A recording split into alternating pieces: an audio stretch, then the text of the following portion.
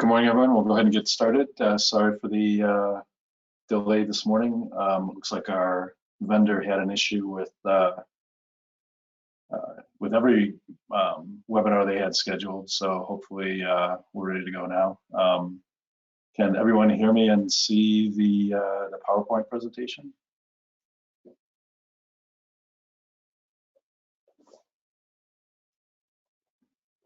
Great, thank you, Bridget. Good morning, everyone. This is the January Chicago COC ATA meeting.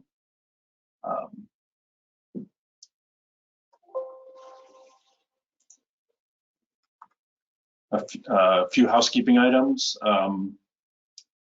Non-presenters are muted.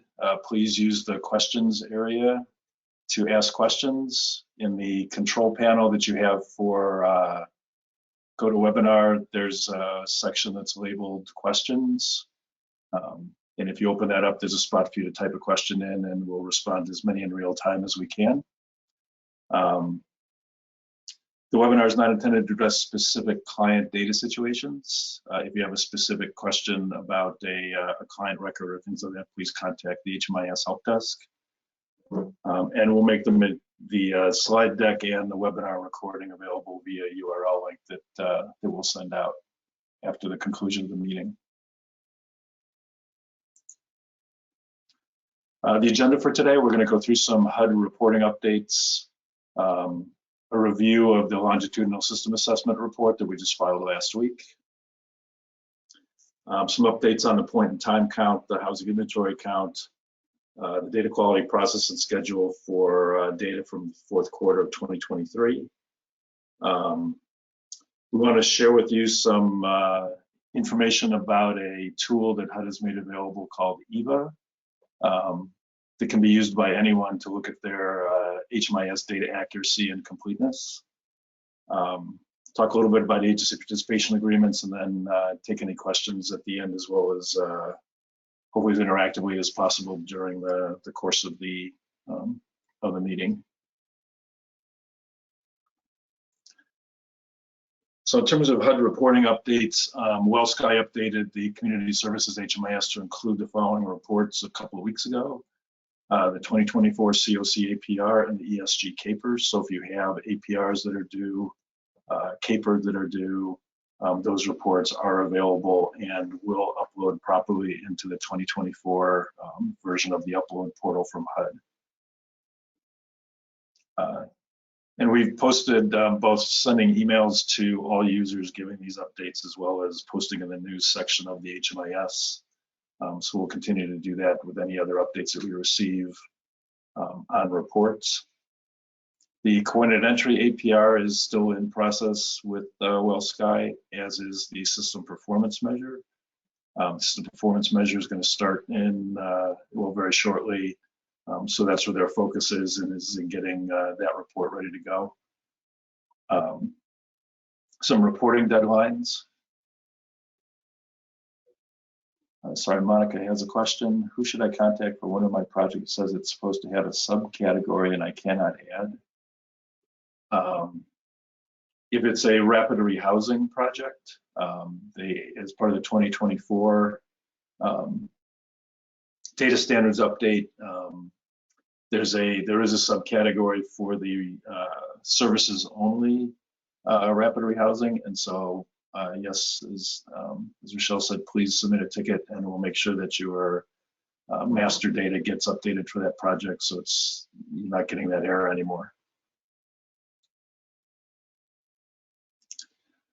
Some of the reporting deadlines. The SSVF monthly uploads are due the first week of February.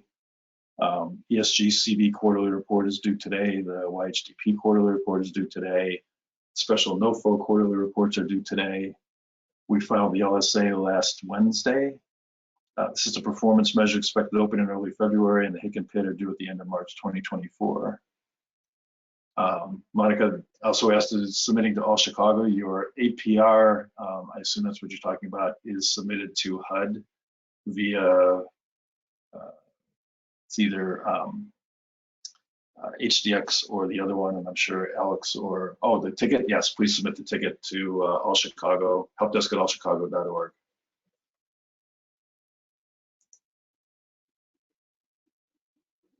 Any other questions on the HUD reporting updates?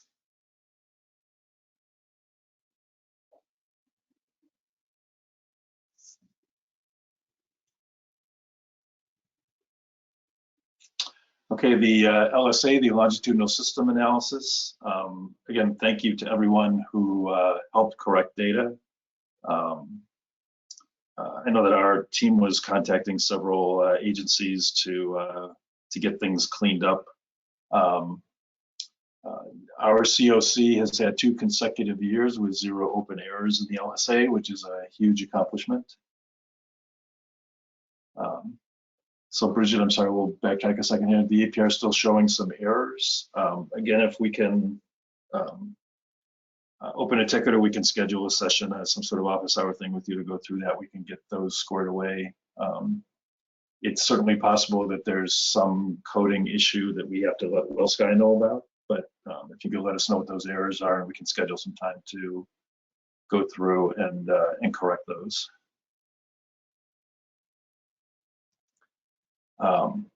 Areas that needed to be addressed, we want to point these out just as sort of an ongoing data quality thing.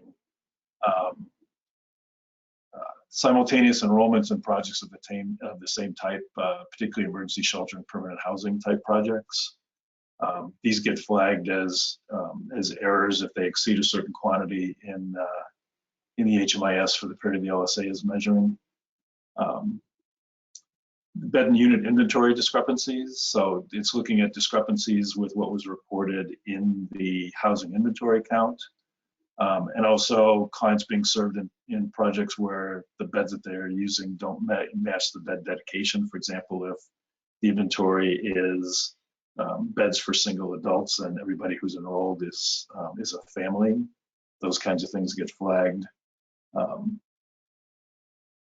as issues. Sarah asked in the questions, do we still need to fix any overlapping enrollments that we got emails about? Yes, please.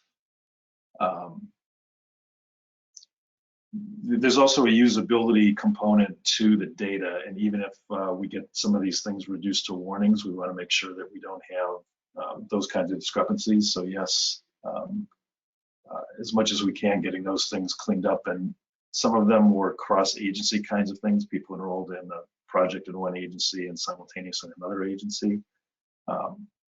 And I know there was some surprise to that, so yes, we would like to get those things worked out and corrected. And in the example I was giving on the bed unit inventory discrepancies, that has to do with the types of beds that are designated in the inventory, and that's also going to come up in the housing inventory count. So we want to get the inventories squared away. Sarah will follow up on your response and make sure you get a response back from us. For the client households, there were enrollments where there was no head of household identified or where more than one head of household was identified. So it's important, again, as a data quality thing to make sure that the head of household, the relationship head of household is designated. And finally, the clients with unusually long lengths of stay usually means the exit date was not entered. But those are the types of things that get flagged in the LSA. And again, we appreciate everyone's help in getting those things corrected. Any other questions on LSA?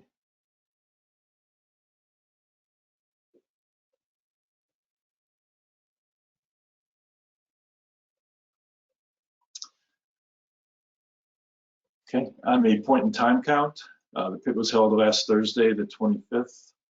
Providers can now review their HMIS PIT data via the sheltered point in time business objects report. And there's a link in there that, again, will provide the slides, and you can follow that to make sure that the PIT data is correct. The PIT report is actually done, the filing of it is actually done in several weeks from now. So there's an opportunity to make sure that your sheltered point in time data is correct. So when running the business objects report, providers should review that all the clients being listed in the report are actually the ones that were enrolled at that time. Also ensure, please, that the demographic data is complete for all clients. And for emergency shelters, there's now a split between night-by-night shelter types and entry-exit shelters. For the night-by-night, the clients included in the count are those still checked into shelters on or before the pit, and they have a complete and open enrollment with start date on or before the pit. And if you don't want to include clients, they should be checked out before the pit date and should have a complete enrollment with an exit date before the point in time. And for entry-exit, emergency shelter types have a complete and open enrollment with a start date on or before the point in time count and a complete enrollment with an exit date before the pit for those that you don't want to include. And if there's any questions regarding the point in time count, the point in time report, again, please reach out to the help desk and we'll get squared away on that. There were big changes this year having to do with shelters needing to use the enrollments in the HMIS and not doing so many things by tally counts and that sort of thing. So again, if there's, we've held some webinars on this with the shelter folks. If there's still any questions, please let us know and we'll get everyone through that. We want the point in time count to be and the housing inventory counts to be as accurate as possible.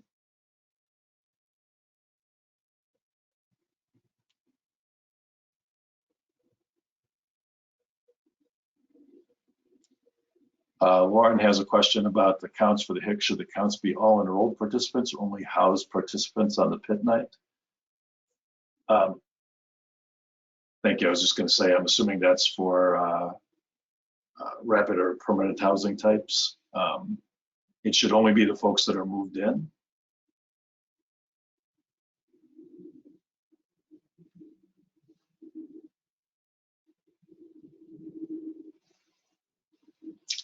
Other questions?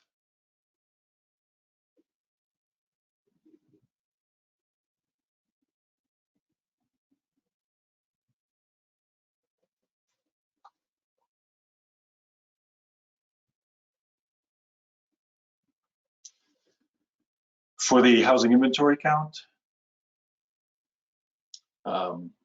it's a one-night inventory count of projects that provides the beds and units dedicated to serving persons who are homeless.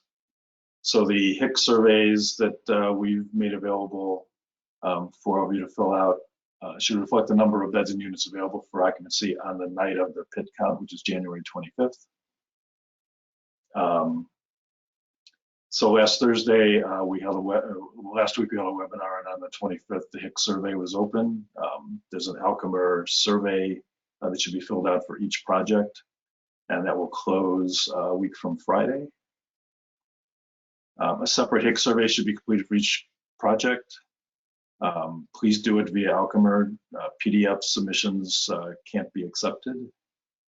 And the housing inventory reference count, reference table, sorry. There's a link there also with the projects that need to participate. And all providers should submit the surveys no later than midnight on Friday, the 9th of February.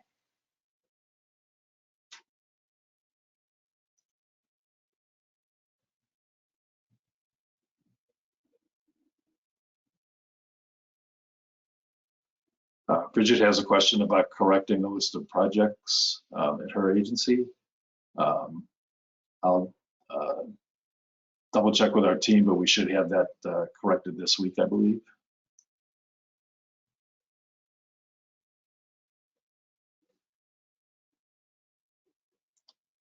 Other questions?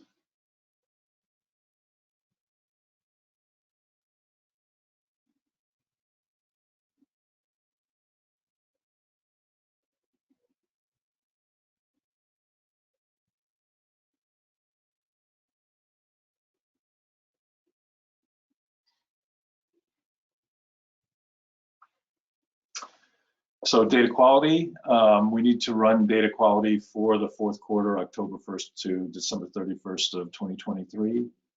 We're scheduling that to start on the 26th of February and run for 2 weeks through the 8th of March. As we've done previously, we'll make office hours available upon request. Of course, have been updated to reflect the data standards changes. I apologize, I'll put the link in there. It's the same place it was before, but I'll provide that link. Apologies for not proofreading this particular slide. And we encourage each agency to review their data quality reports to identify areas for improvement. Let us know how we can assist with that.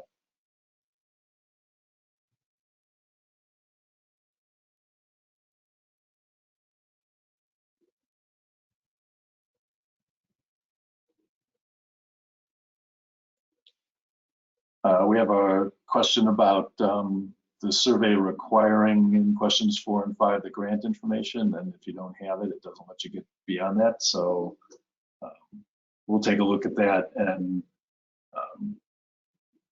see how we make that a non-required question so you can get past those. Joy has a question about results from the last DQ process. Those are posted, and I'll provide that link also. Separately, we post those on the help desk as part of the data quality article. And all of the results from the last 2 years are available in the Google Sheets showing those results.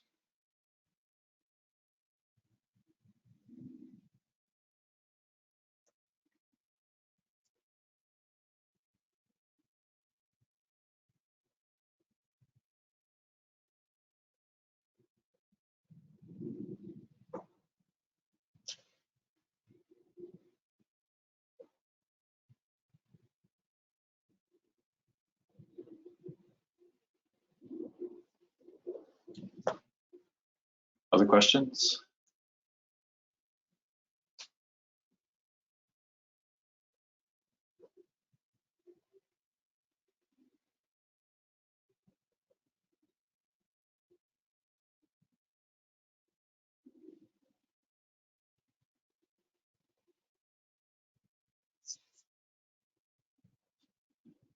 Lauren has a question. Section 1, question 5. If the project receives any of the following funding sources, one of our programs receives VA funding, and now I see a new question of please provide the start date.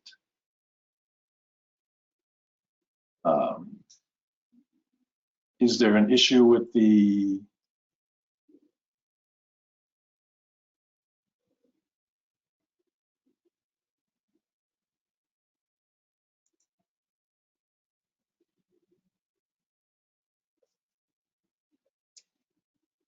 I'll defer to Alex on this one, but I believe what we need is the start date of the active funding source.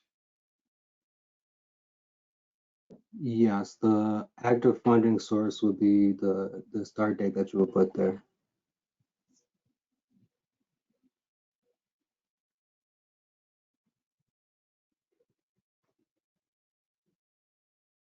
Thanks, Alex.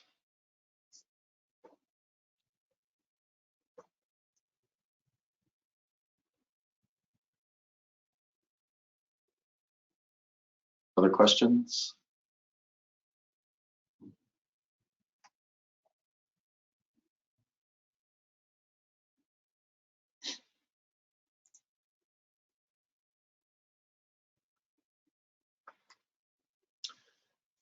So HUD has released a tool that they call EVA, which is a way to measure the data accuracy and completeness on a project-by-project basis. And it uses the hashed CSV export from the HMIS.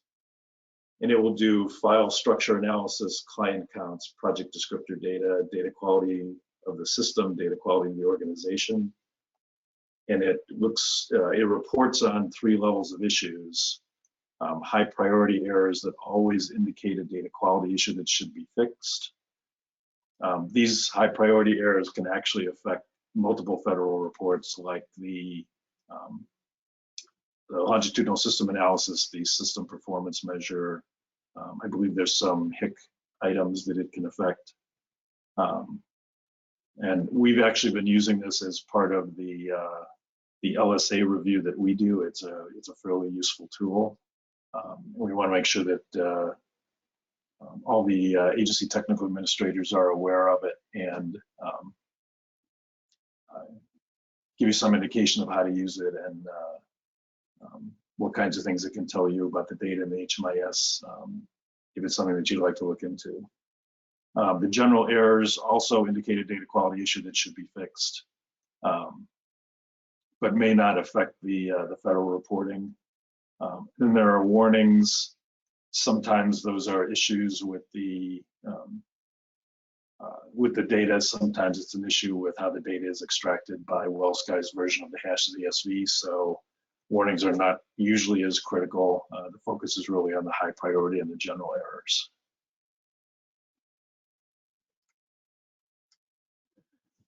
So some of the things that it looks into from a data quality, completion, and logical issue perspective are the social security number, head of household relationship.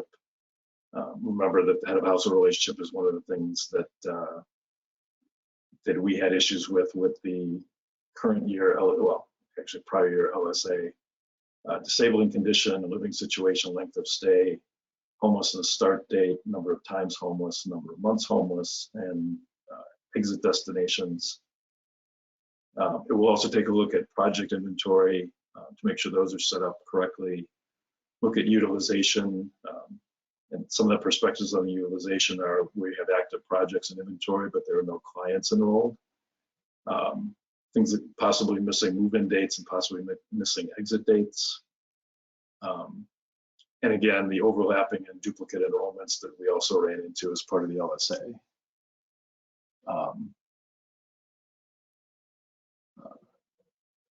Monica has a question about how to get rid of duplicate entries. I'm not sure what you don't have access to. We can go through. In general, getting rid of duplicate entries is typically exiting the client out of one of the enrollments. But obviously, if that's happening in a different agency, you don't have access to enroll them. So, sorry, to exit them. So yes, if you run into something like that, you can submit a ticket to the help desk, and we can help coordinate.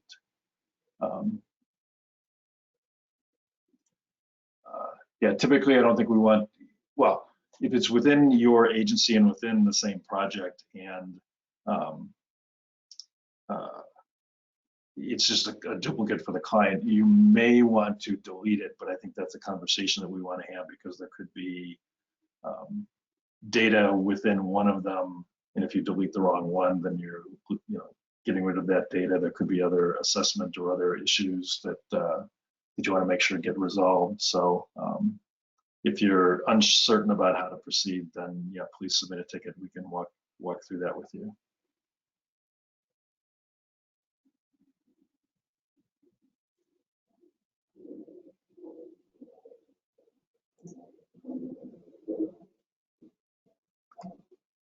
So some of the resources for that tool, we have a help desk article that our team has developed describing how to use EVA. The HUD Exchange webpage for EVA, they have their own information and a quick start guide and things like that. The EVA site is at ABT Associates list of websites. And if there's interest, once folks see what's going on here, this is probably not the right forum to go through a webinar on it, but if there's interest among several ATAs, we can schedule a webinar to both go through the help desk article and talk through some of the items that that are necessary in order to do this. And what we're arranging now is to just do a very quick demo, particularly of generating the hashed CSV file. And I'll turn control over to Alex for that.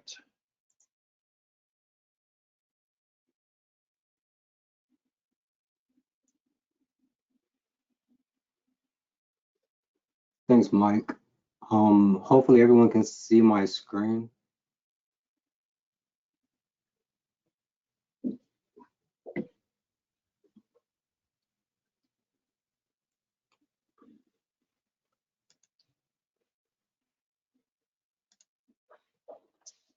Okay. So to begin with the hashed export out of HMIS so you can review that data in EVA, the first thing you're going to want to do is to navigate to the hashed CSV report. You can do that from the main HMIS dashboard. If you click on reports on the left-hand side, it will take you to the report dashboard. At the very bottom under custom reports, you can click on hashed HMIS CSV. If this is your first time running a report, you're not going to have any previous runs here. If you've ran this report, if you have a RIDE project or if you have another project that utilizes this report, you might have previous report iterations here. But to start a brand new one, you're going to click Start New Export. The name of your export can be pretty much anything. So in this example, we're going to choose test. The entry data type is going to reflect the HUD or the type that you choose when you're enrolling clients. So an example would be if you're doing a project enrollment, once you select your project, in most cases, you're going to select HUD as being the project type. When doing enrollments, if that's the case, you're going to choose HUD. In cases where your assessments are at the RI or the PAP or the VA level, that's actually going to be the project or the data type that you choose. If you're unsure of what it is, you can choose HUD and whatever the other type that it could be, and you can run it that way. But in most cases, you're just going to choose HUD. For the provider type, this is going to be where you're going to choose your project that you want to run kind of the EVA evaluation on. Just leaving it on provider, you can choose only one project.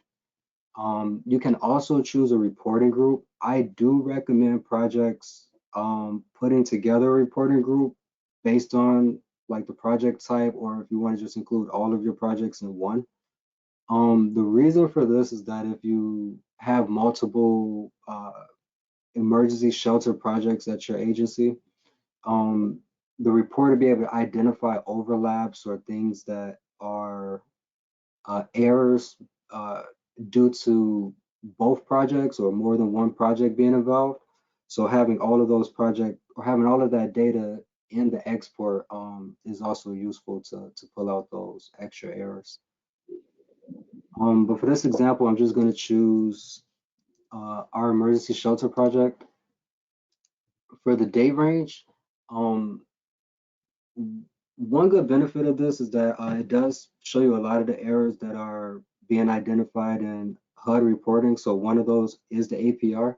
So if you have an APR due, you know what the time range or the time period that you're going to be running the APR for, you can use that same day range for the hashed CSV export. So just for this example, I'm just going to choose pretty much a year. And we're going to just run the export. Depending on how much data your project has and how wide the time range is going to determine how long this report takes to run. For the most part, it is pretty quick.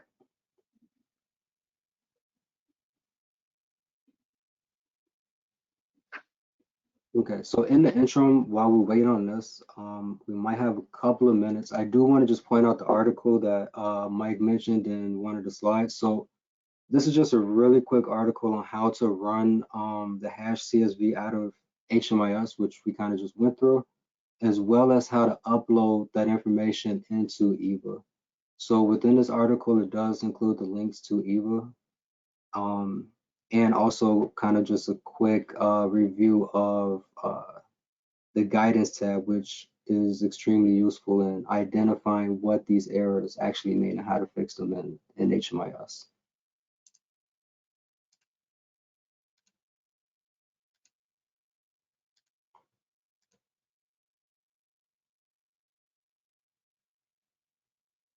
Okay, so what usually happens is that once you do have your hash CSV, you're going to come over to EVA, which there's no login or there's no sign up for this site. As soon as you go to it, you just have access to upload your data. Any data uploaded to it will be removed once you exit out or once it times out after, it seems about like 10 to 15 minutes of inactivity, it'll time itself out. But to begin, if you just click on upload HMIS CSV export, you can browse for a file. Okay, wonderful. That completed. Let's download the results. So if we click browse, it will take us to our file explorer, and that way we can just choose the file that we just downloaded out of HMIS. Once everything updates successfully, you'll get this congratulations. You can just click OK. Next, you can navigate down to assess data quality. For the most part, if you're going to look at project level data, it's going to be within the system level, organization level. Since you're running this at your agency level, essentially system level and organization level is going to give you the exact same information. So if you click on system level, in our example, we can see that it does break it out into the high priority, general, and warnings, as Mike mentioned. Depending on what's represented in your data is what's going to populate here. So if you don't have any of these errors, then you won't actually see this in the charts here. This is kind of a good way to look at it in an overview, but to actually review the data that's being pulled in, you're going to want to download the actual file. And overall, the data that's going to be pulled into this is going to be made up of a couple of tabs. The first tab is just details of the export, just telling you the start and the end dates of the parameters. The summary is going to be the summary of all of the issues identified in your data. And organization, again, is going to be the same as your system summary. Guidance is going to be the tab which is going to be probably the most useful. The reason for that is that this is going to give you all of the issues that's identified in your data and also the guidance on how to fix those issues. So a lot of these things, you can use this to actually make those corrections in HMIS. And then the remaining tabs break out those high priority errors, the remaining errors, warnings.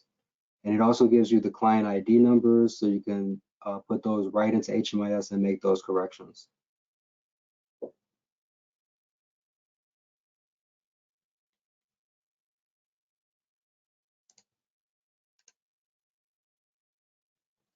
One other thing to look at is to view the client counts. Here is a good way to actually see length of stay within your project and clients without housing move-in dates, kind of at a glance.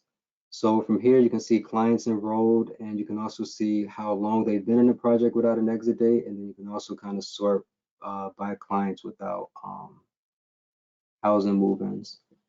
So once you're done viewing this data, you can actually just exit out of the tab, or if you have more files to review, you can just go and upload an additional CSV. Are there any questions about EVA before we go back to the slides?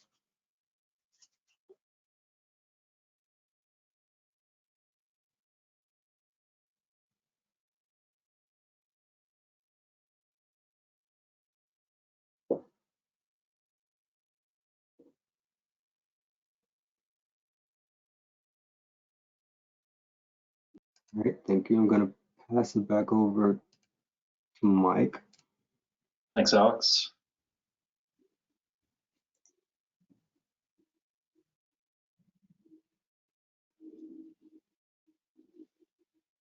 So I see that there's some comments in the question section. So if this is something that is of interest to at least a few folks on the call, please let us know, and we can.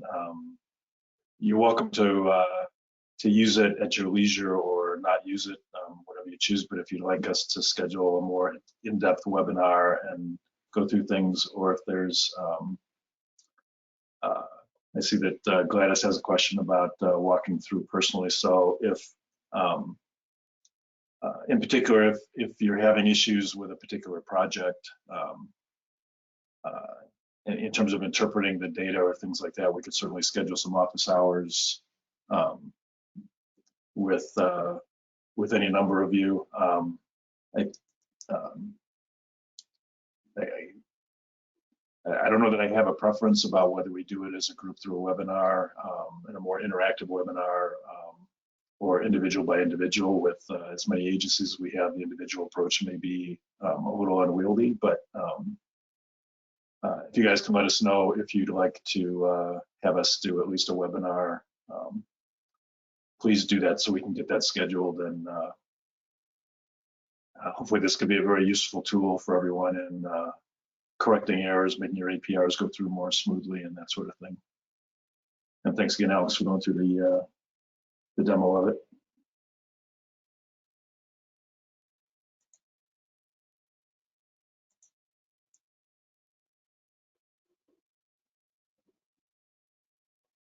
Thank you, Matthew and Juanita, for letting us know that. So we'll review our schedules and see how long it takes to put anything together, and then let you all know when that webinar is available. And we can conduct a couple of them, a couple of different dates, just to make sure everyone who wants to do it can participate. And thanks everyone for your feedback. The last item on the agenda is agency participation agreements. The COC requires that those agreements be renewed annually, and each agency using the HMIS must have a current APA executed. So this year, we want to ensure that all agencies have been in contact, we have correct contacts and agency information, and receive a signed agreement back. So we've already started the process of emailing out to ATAs and agency heads to verify that information. And we're hoping to get responses back from everyone so that we have the right information on file. We'll send out the agreements to sign to each agency to whoever the agency head is that gets designated via web electronic signature system from Sign Request.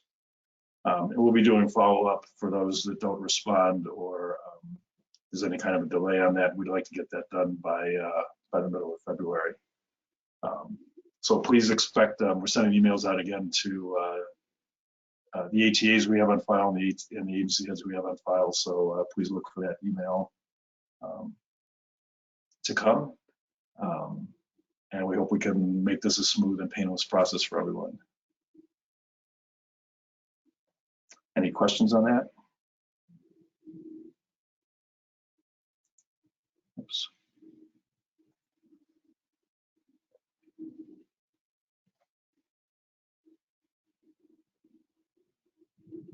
Juanita is asking, is there a separate process for invoice? I'm not sure what invoice you're referring to. The HMIS team doesn't typically send invoices out.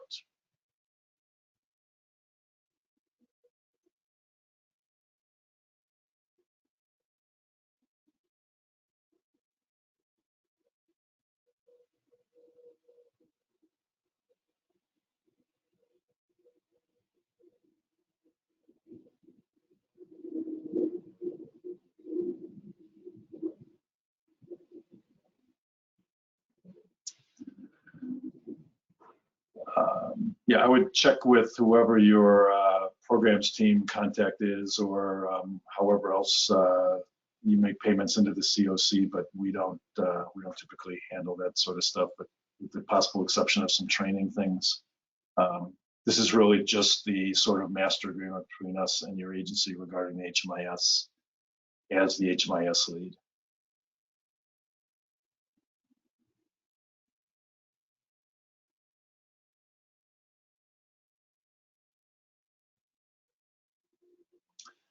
Felicia is asking when the email for the APA process will be sent out. Again, we started late yesterday, and during the day today, we're sending those out. It may, because of the volume and Outlook's limited capability of doing mail merges, it's a little bit manual, so you should get them no later than tomorrow.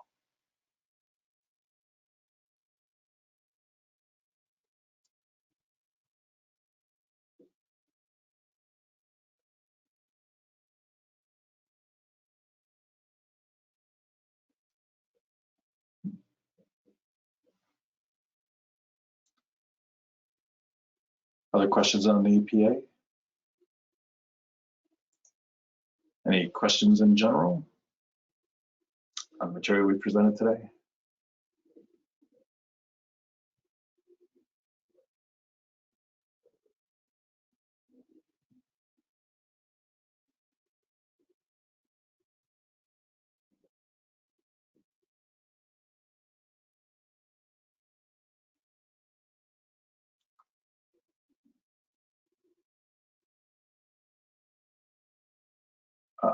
Jesse, yes, recording. We do record these, and they are listed at the help desk website for each of our ATA meetings.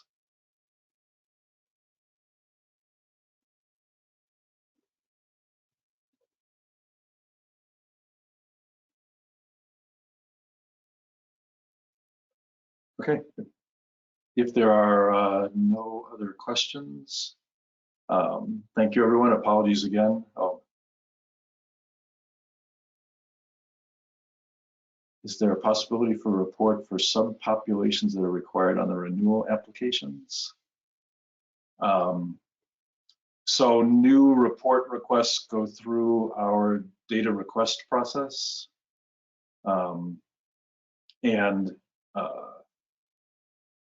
That's assuming there isn't already a report that might list the subpopulations. I'm not sure what's required on the renewal application. So I need to, if you could be more specific about the data that you need, we can potentially point you in an existing report for that. And Venus is asking, getting the slides. Yes. Oh, sorry, Juanita. Okay, if we missed it, I apologize, and we'll follow up on that. As for the slides, we convert the slideshow into PDF, and that gets emailed out to all the ATAs after every ATA meeting. So we'll be doing that this time as well.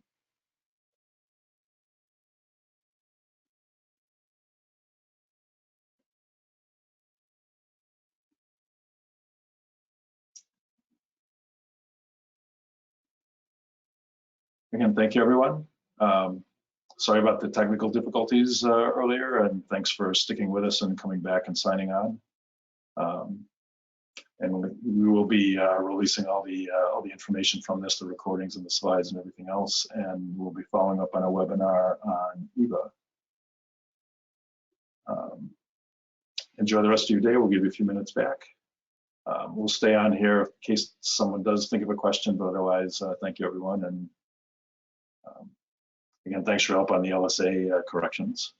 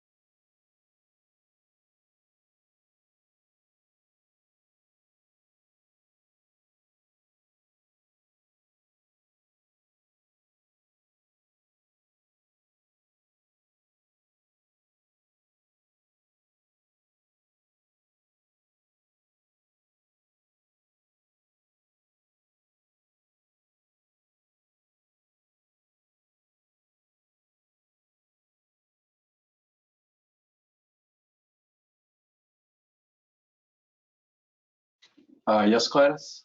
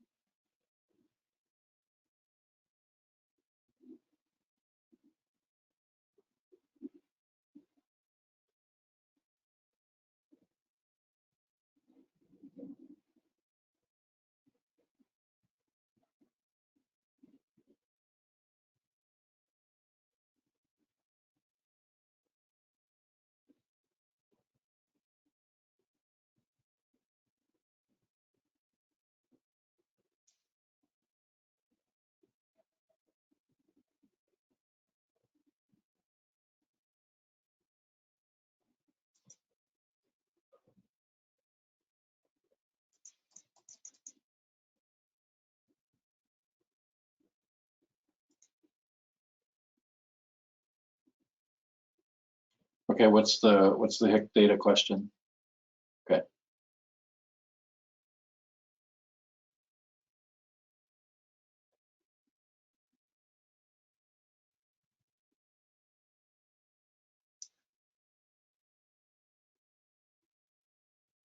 So assuming that your question refers to rapid rehousing or some other permanent housing project, the folks that are considered housed are those who are moved in.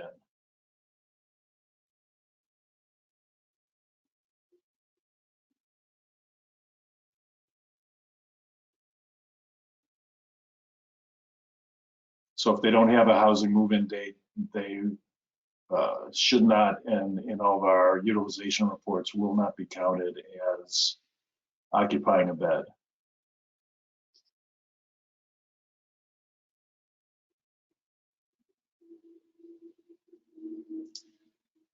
Thank you for your question.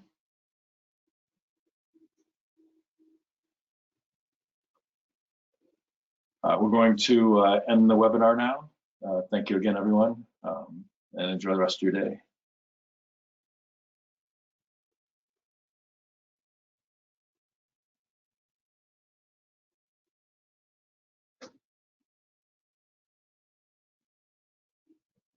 Gladys, I'm not sure what data you're referring to that would show that.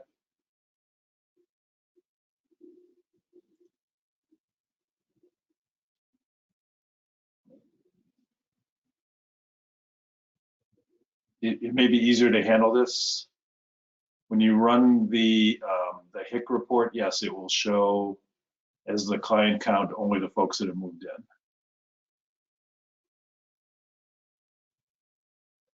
And if you have more questions about that, I think we could set up a conference to go through it with you, because this is a little difficult, I know, with you typing and all that kind of stuff. So if we need to do it more interactively, we can do that.